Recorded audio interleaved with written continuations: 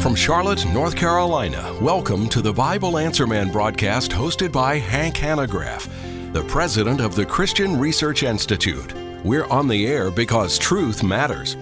Hank is ready to take your questions at 888-ASK-HANK, which translates to 888-275-4265. But first, today Hank wants to address perhaps America's greatest tragedy.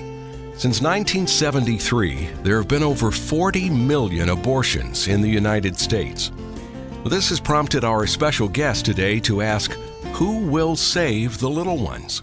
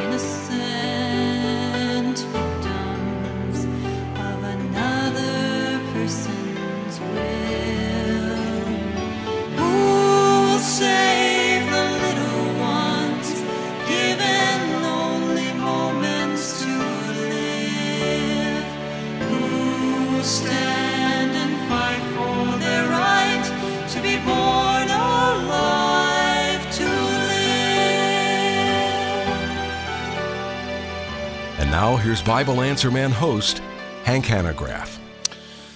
Imagine living in a country in which members of Congress would mandate that researchers either destroy embryos or risk imprisonment.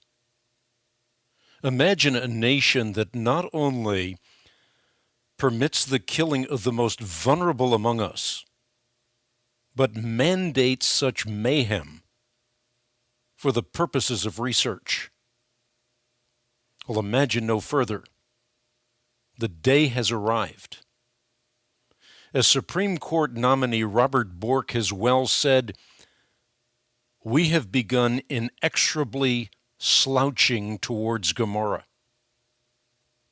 I'll never forget the words of George Will when he said we're experiencing the slow motion barbarization of America. The founders of a republic could only in their darkest nightmares have imagined relativism trumping objective moral standards in a free society. The rise of technology, the fall of ethical consensus have brought us to a society full of moral dilemmas. And that stark reality was borne out in 1973 when Christians quietly passed on a major battle in the war against abortion. Of course, today the far-reaching impact of that abdication is felt in the raging battle over embryonic stem cell research. And in the wake of the current moral and ethical tsunami, it's incumbent upon Christians to not only provide relief, but to begin the rebuilding process. Nothing less than Western civilization is at stake. I'll never forget what Christian philosopher Francis Schaeffer said many years ago. He said that abortion would be the watershed issue of our era. He said that of all the subjects relating to the erosion of the sanctity of human life, abortion is the keystone. Of course, his warning tragically fell on deaf ears. Consider the statements of some of the leading spiritual and secular leaders of our age. Beverly Harrison, a professor of Christian ethics at Union Theological Seminary, said that infanticide is not a great wrong. I do not want to be construed, she said, as condemning women who under certain circumstances quietly put their infants to death. Or Esther Langston, a professor of social work at the University of Nevada. What we are saying, she said, is that abortion becomes one of the choices, and the person has the right to choose whatever it is that is best for them in the situation in which they find themselves, be it abortion, keep the baby, adopt the baby, sell the baby, leave the baby in a dumpster, put it on your porch, whatever. It's the person's right to choose. Or Margaret Sanger, the founder of Planned Parenthood, who famously remarked that the most merciful thing a large family can do for one of its infant members is to kill it. Where does the slippery slope lead? Think only to the words of James Watson. Now, he isn't some guy from the wrong side of the tracks. He's the co-discoverer of the structure of DNA. He won a Nobel Prize. And he said, because of the limitations of present detection methods, most birth defects are not discovered until birth. However, if a child was not declared alive until 3 days after birth, the doctor would allow the child to die if the parent so chose, talk about choice, and save a lot of misery and suffering. Well, this is the epoch in which we find ourselves. And in view of this reality, we should go back to the words of Scripture. For you created my inmost being, said the psalmist. You knit me together in my mother's womb.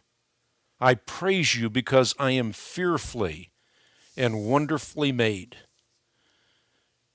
A song was written with those words in mind. It was haunting, not only to hear the music, but to see the images. It was the first pro-life song by Cindee Morgan, who was the daughter of the late Dr. Walter Martin, who was the founder and former president of the Christian Research Institute.